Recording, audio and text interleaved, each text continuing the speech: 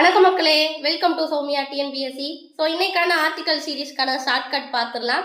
So என்ன அப்படின்னு சொல்லி பார்த்தீங்கன்னா, உச்ச நீதிமன்றம் பற்றி படிக்க போகிறோம் அண்ட் உயர் நீதிமன்றம் பற்றி படிக்க போகிறோம். ஸோ நாட்டில் உச்ச நீதிமன்றம் இருக்கணும்னா அதுக்கான என்ன சட்டப்பிரிவு, உயர் நீதிமன்றத்திற்கான சட்டப்பிரிவு பார்க்க போகிறோம். ஆர்டிகல் 124 அப்படிங்கிற நம்பரை மட்டும் ஞாபகம் வச்சுக்கோங்க. 124 அப்படிங்கிற நம்பர் உச்ச நீதிமன்றம் இருத்தலை பத்தி நம்மளுக்கு சொல்லுது. ஒரு நாட்டுல உச்ச நீதிமன்றம் இருக்கணும்னா இந்த ஆர்டிகல் 124 பயன்படுத்தி நம்ம உச்ச நீதிமன்றத்தை அமைச்சுக்கலாம் அப்படின்னு சொல்றாங்க. சோ இதை வச்சு நம்ம உயர் நீதிமன்றத்துக்கான ஆர்டிகல் வந்துட்டு ஈஸியா சொல்லிடலாம். இதுல 1, 2, 4 அப்படிங்கிற இந்த நம்பர்ல 2 அப்படிங்கிற அந்த நம்பரை மட்டும் முன்னாடி போட்டுக்கோங்க. 214 அப்படின்னு ஞாபகம் வச்சுக்கோங்க. 214 அப்படிங்கிற இந்த நம்பர் உயர் நீதிமன்றம் இருத்தலுக்கான ஆர்டிகலை பத்தி சொல்லுது. ஆர்டிகல் 124 உச்ச நீதிமன்றம், 214 உயர் நீதிமன்றம். ஓகே, ஸோ இது எல்லாருக்கும் பிடிச்சிருக்கும்னு நினைக்கிறேன். ஸோ இந்த மாதிரி மோர் அப்டேட் தெரிஞ்சுக்கிறதுக்கு ஆர்டிகல் சீரீஸ்க்கான ஷார்ட்கட் வேணும்னு நினைச்சாலும் கமெண்ட் பண்ணுங்க.